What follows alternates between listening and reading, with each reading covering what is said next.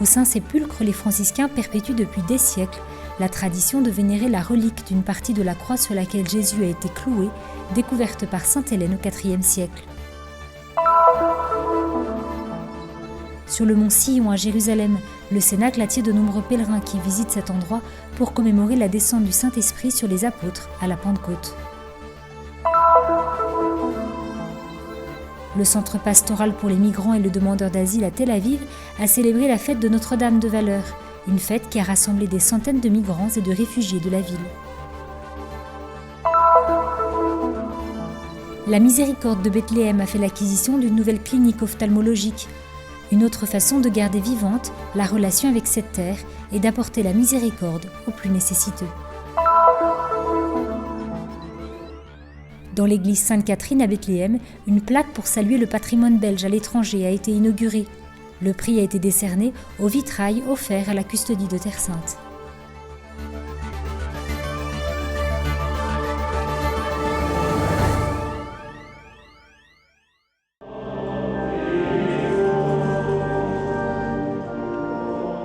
Autrefois synonyme d'humiliation, elle est devenue le symbole de la rédemption chrétienne. C'est de la croix qu'est né le christianisme grâce à l'obéissance de celui qui s'est offert jusqu'au bout, jusqu'au calvaire.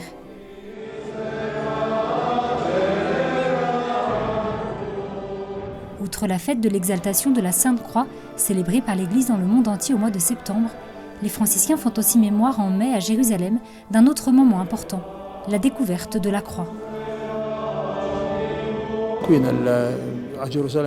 Cette célébration à Jérusalem pendant le temps pascal revêt un sens très beau. Après avoir célébré la mort du Christ et sa souffrance sur le calvaire, nous revenons au temps de Pâques pour parler de la croix. Cette fois comme un instrument de victoire. Le Christ sur la croix l'a emporté, sur le démon, sur nos péchés. Comme dit Jésus dans l'évangile de Jean, « Quand je serai élevé de la terre, j'attirerai à moi tous les hommes. » Ainsi, nous pouvons dire que c'est la fête de la gloire de la croix. La célébration, riche de sens et de gestes liturgiques, a commencé le vendredi 6 mai avec l'entrée solennelle du vicaire de la custodie de Terre Sainte, le père Dobromir Jastal, dans la basilique du Saint-Sépulcre. Selon la tradition chrétienne, la découverte de la croix sur laquelle Jésus a été crucifié a eu lieu au IVe siècle grâce à la mère de l'empereur Constantin, sainte Hélène, une femme qui a joué un rôle fondamental dans les lieux saints. Sainte Hélène est celle qui, de sa propre initiative, a construit les 3 basiliques sur les 3 grottes mystiques, le Saint-Sépulcre, la basilique de la Nativité à Bethléem et aussi la basilique de l'Éléona sur le mont des Oliviers, de laquelle il ne reste aujourd'hui que des ruines. Ce sont les 3 grandes basiliques qu'elle a fait construire. C'est pourquoi Sainte Hélène est d'une grande importance, car elle a rétabli les lieux saints les plus importants du christianisme. Dans le cadre du rite de la fête, le vicaire de la custodie s'est rendu dans le tombeau du Christ pour y prier brièvement et a continué en procession à la chapelle franciscaine, érigée en la mémoire de la rencontre de Jésus avec Marie. La procession solennelle a ensuite continué à l'intérieur de la basilique du Saint-Sépulcre en direction de la chapelle de Sainte-Hélène, correspondant au lieu de la grotte où, selon la tradition, a été retrouvée la croix du Christ.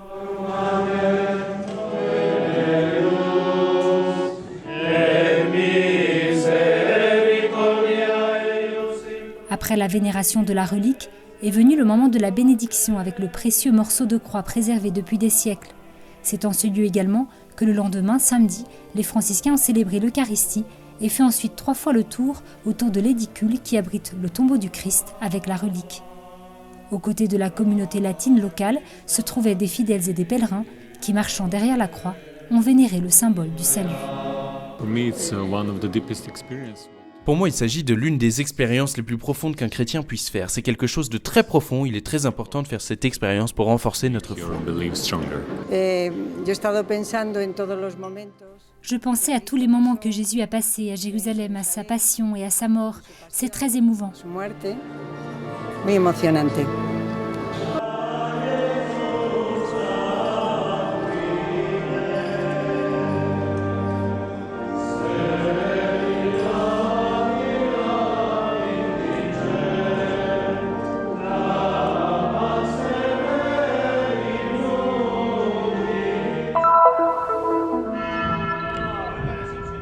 La chambre haute est le lieu où les disciples se réunissaient pour prier.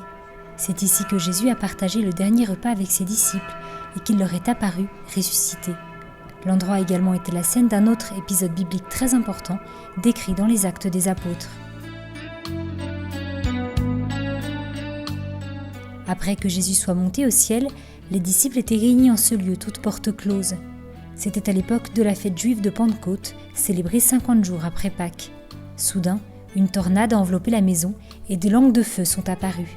Et ils furent tous remplis de l'Esprit Saint et se mirent à parler en d'autres langues. Adjacent au Cénacle se trouve un monastère franciscain. Le frère Vander, l'un des religieux de la maison, explique l'histoire du lieu. Pendant la période byzantine ont été construits non seulement sur le mont de Sion, mais aussi en différents endroits de Terre Sainte, de nombreux sanctuaires qui ont marqué les lieux saints. Ici avait été construite une grande église qui s'appelait Saint-Sion. Ce lieu a été le théâtre de destructions et de reconstructions. À l'époque médiévale, les franciscains sont arrivés et ont fondé ici le premier couvent de Terre Sainte. Ils ont été expulsés par les Turcs au XVIe siècle avant de revenir en 1920. Aujourd'hui, ils peuvent y célébrer une liturgie officielle 2 fois par an, le jeudi saint et le jour de la Pentecôte. Nós, como filhos de São Francisco, procuramos. C'est en tant que fils de Saint François que nous cherchons à préserver notre présence en ce lieu si cher à la foi chrétienne, de manière discrète, en respectant tous les groupes religieux qui viennent ici en offrant aux pèlerins chrétiens un endroit pour célébrer, le plus possible la chambre haute, l'Eucharistie et les autres sacrements. Próximo possível do cenáculo celebrar a Eucaristia e outros sacramentos. La chambre haute ou cénacle fait partie à chaque fois de l'itinéraire des pèlerinages à Jérusalem. Les gens du monde entier y viennent en quête de l'expérience vécue par les apôtres. Le père Jonas vit en Italie et est venu avec ses parents du Brésil. Pour nous, c'est une joie d'être ici dans ces jours précédant la Pentecôte, car c'est venir à l'endroit où Jésus a été physiquement et à l'endroit où l'Esprit Saint a envoyé ses disciples à travers le monde. Ainsi, en participant à la mission de Jésus en tant qu'Église, je participe moi aussi à cette mission. C'est émouvant.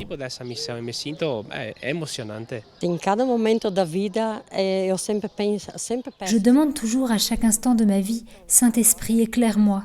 Et me voici aujourd'hui dans le lieu de la descente du Saint-Esprit. Et je vois que cela me donne la force de continuer mon chemin. La Pentecôte constitue un tournant dans l'histoire du christianisme. Avec la venue du Saint-Esprit, les disciples se sont remplis de courage et de sagesse, ce dont ils avaient besoin pour proclamer le Christ ressuscité aux 4 coins du monde. E essa missão, ela se renova hoje. Et cette mission est renouvelée aujourd'hui à travers l'Esprit qui continue librement à souffler et ne cesse de renouveler son Église. Nous sommes appelés à être des hommes et des femmes missionnaires. Le pape nous invite constamment à être une Église en sortie, sur le départ, une Église missionnaire, ce qui est précisément l'Église née de l'expérience de la Pentecôte.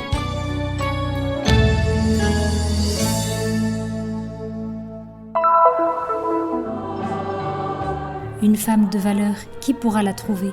Elle est plus précieuse que les bijoux. Elle ouvre la bouche avec sagesse et sa langue enseigne la bonté. Tels sont les versets du dernier chapitre du livre des Proverbes. Et c'est de ces lignes que le Centre pastoral pour les migrants et les demandeurs d'asile à Tel Aviv a trouvé son nom et a institué la fête de Notre-Dame de Valeur.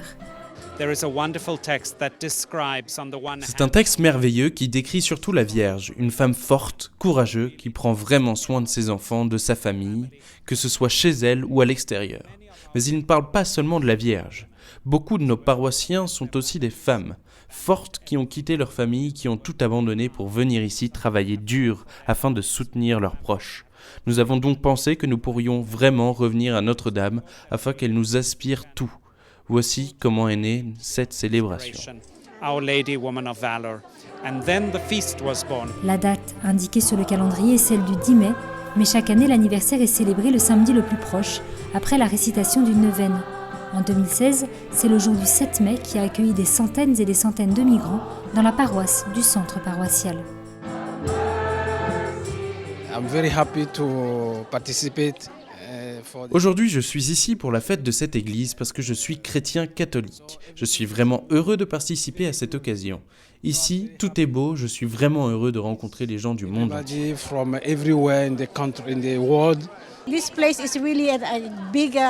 Cet endroit est vraiment un refuge pour nous. Je suis une migrante et je travaille ici. Cet endroit nous donne de l'espérance. Ici, nous sommes unis et nous sommes heureux d'être réunis pour participer à la messe. La liturgie a été animée par des lectures et des chants dans différentes langues. Après la messe, le père David Neuhaus et une délégation conduite par le patriarche Fuad Toual ont conclu la célébration en saluant et en remerciant les personnes présentes. Ils se sont ensuite rendus en procession à l'aile Saint-Joseph du centre pour bénir et inaugurer le nouveau local. Ce centre est vraiment une maison pour tous les migrants. Pour les Indiens, les Philippins, les Sri Lankais, les Éthiopiens, tous sont les bienvenus ici, de telle manière que, à l'ombre de Notre-Dame Femme de Valeur, ils se sentent toujours bien accueillis. Bien qu'ils soient loin de chez eux, ils ont une maison ici, à Tel Aviv. Le centre a été fondé en février 2014 et propose de nombreuses activités, des moments de prière et des messes dans différentes langues, une structure éducative pour les enfants et des rencontres. Tout cela sous le manteau de Notre-Dame de Valeur, comme le suggère l'icône exposée dans l'église et réalisée ad hoc il y a 2 ans. Nous voulions simplement représenter la réalité de cette région, non seulement du point de vue architectural, on reconnaît notamment le quartier avec ses maisons et la synagogue à proximité, mais aussi la population que vous trouvez dans les rues du sud de Tel Aviv.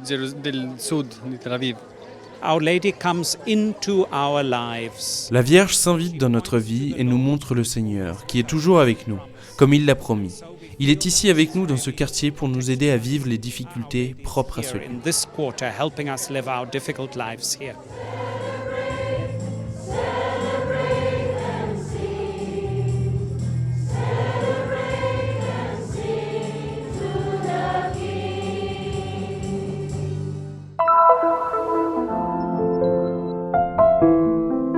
Miséricorde, tel est le nom de la plus ancienne institution chrétienne d'aide et d'assistance aux personnes dans le besoin, née à Florence en 1244 et présente à Bethléem depuis plusieurs années dans le cadre du développement de son activité dans le pays. La nouvelle clinique ophtalmologique récemment ouverte a pour vocation de prodiguer des services simples mais indispensables dans un geste d'amour envers les autres, en particulier les enfants et les familles dans le besoin. Nous sommes ici pour inaugurer cette nouvelle maison et surtout pour inaugurer ce service mobile destiné à toutes les personnes qui en auront besoin. Pour nous, c'est vraiment une étape très importante, ce qui évidemment a nécessité un engagement de notre part, notre disponibilité et notre présence. La miséricorde de Bethléem représente un soutien important à la communauté palestinienne. Aujourd'hui, nous inaugurons un service mobile de chirurgie de l'œil. Les médecins italiens seront chaque mois ici à Bethléem pour proposer des consultations ophtalmologiques à la communauté locale, aussi bien aux adultes qu'aux enfants. Une aide concrète apportée depuis longtemps par les bénévoles qui viennent ajouter au travail des médecins spécialisés qui mettent à disposition leurs compétences professionnelles 2 jours par mois dans diverses installations locales. Une façon concrète d'être un pont de solidarité entre les volontaires italiens et le peuple palestinien. Notre objectif est non seulement d'offrir des services professionnels, mais aussi de proposer une formation, laquelle est nécessaire non seulement pour le personnel médical, mais aussi pour les infirmières et pour tous les travailleurs du domaine de la santé. Nous allons commencer dès le mois prochain et tous les mois nous serons dans la région pour donner une certaine continuité à notre travail. Nous espérons ainsi que notre initiative sera bien accueillie par la population locale et être en mesure d'intégrer notre travail avec les gens d'ici. C'est un amour inconditionnel donné aux autres qui a conduit cette institution à ouvrir il y a plusieurs années une branche dans le pays. Une présence concrète pour maintenir vivante la relation avec cette terre et apporter la miséricorde aux plus nécessiteux. Ce projet vise à renforcer l'appartenance à cette terre en prenant soin des biens communs par le bénévolat, le travail social, en aidant les malades et en apportant une aide technique dans le domaine médical. La clinique que nous inaugurons aujourd'hui, par exemple, est gratuite. apporter de l'aide en particulier en cette année de grâce proclamée par le pape, afin de se soutenir les uns les autres, d'apporter la miséricorde et l'amour dans le cœur de chacun.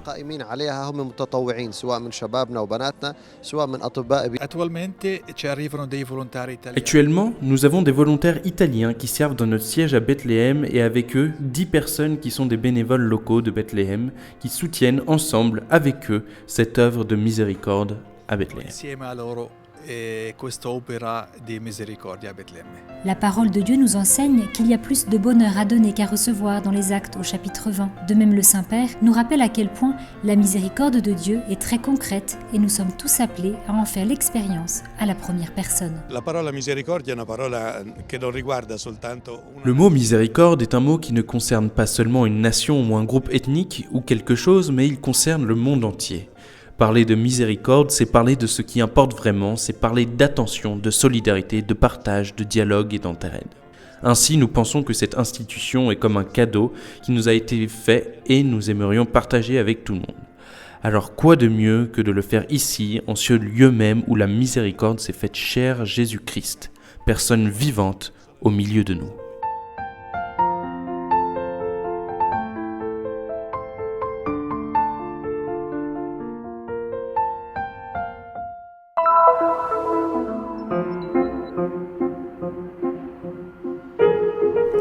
Un lien ininterrompu depuis des siècles, un prix décerné un an plus tôt et une plaque inaugurée dimanche dernier, des gestes qui rappellent les relations ancestrales entre la Belgique et la Terre Sainte. Dernière en date, le 8 mai 2016, en l'église Sainte-Catherine de Bethléem avec la remise du prix 2015 du patrimoine belge à l'étranger. C'est le vitrail de l'abside centrale de la basilique sous le chœur qui a remporté ce prix décerné par le ministère belge des Affaires étrangères et la fondation du roi Baudouin.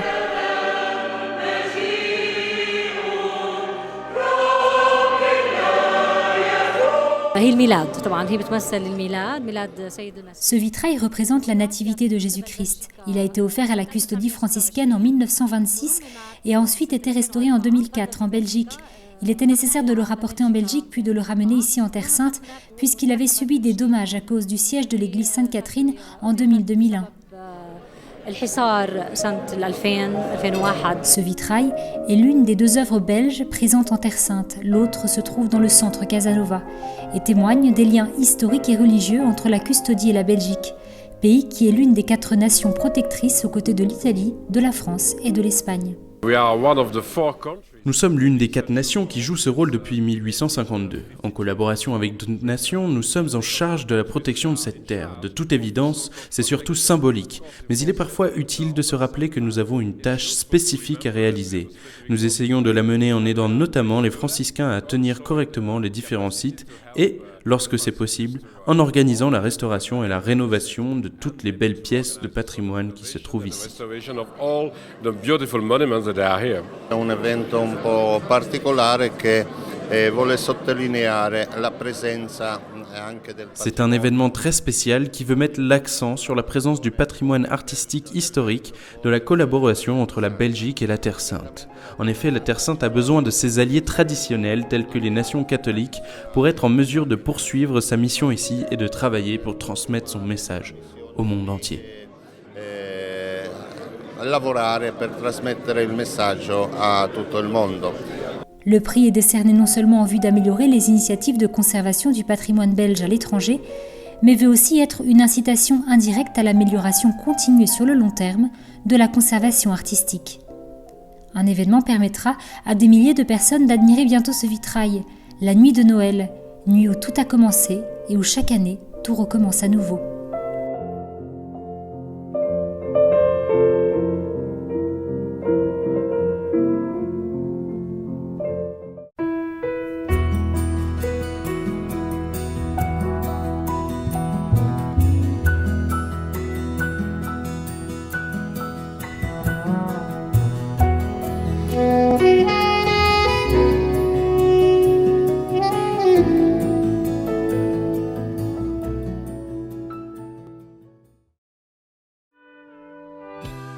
Le Terra Santa News est une production du Christian Media Center situé à Jérusalem, en Terre Sainte.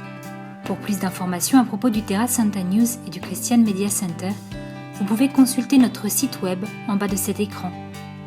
Vous serez également en mesure de souscrire à notre newsletter, d'apprécier des vidéos en direct de la Terre Sainte, ainsi que de visiter nos pages Facebook et YouTube et nous suivre sur Twitter. Venez visiter le site du Terra Santa News.